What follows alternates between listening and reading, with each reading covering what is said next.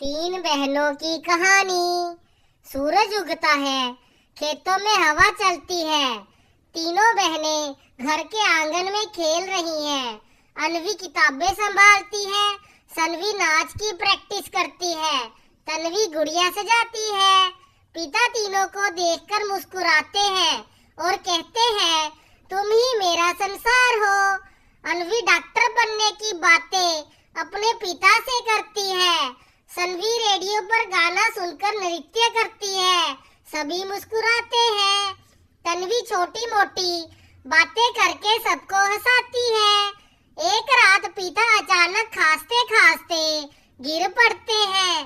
Doctor के आने के बाद इलाज के खर्च का डर सबके चेहरे पर छा जाता है। अनवी और सनवी चिंता में बैठी है। तन्वी चुपचाप उन्हें देख रही है। तन्वी घरों में काम करने का निश्चय करती है, लेकिन किसी को बताती नहीं। वे सुबह सुबह दूसरे घरों में बर्तन धोती है, बालों में पसीना, चेहरे पर मुस्कान।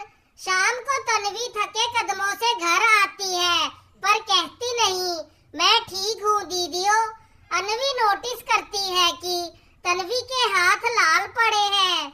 अनवी एक दिन तन्वी के पीछे जाती है और देख लेती है कि वे काम कर रही है। तीनों बहनें एक दूसरे को गले लगाकर रोती हैं। अनवी कहती है, हम तीनों मिलकर ये घर बचाएंगे। गांव के बच्चों को पढ़ाकर वे कुछ पैसे कमाने लगती है। सनवी गांव की लड़कियों को नृत्य सिखाती है और फीस कमाती है। अब तन्वी हल्के फुल्के काम ही करती है। दो बड़ी बहनें उसका ध्यान रखती हैं। धीरे धीरे पिता अच्छा महसूस करने लगते हैं। रात को तीनों साथ बैठकर अपने सपनों पर चर्चा करती हैं। अनवी डॉक्टर की प्रवेश परीक्षा में पास हो जाती है। सनवी जिला स्तरीय नृत्य प्रतियोगिता जीतती है। तन्वी दोनों बहनों को जीतते देख फूली नहीं समाती। अनवी डॉक्टर बनती है, सनवी मशहूर नृत्यांगना होती है और तीनों बहनें पिता का हाथ पकड़कर कहती है, हम साथ हैं, इसीलिए ही सपने पूरे हुए।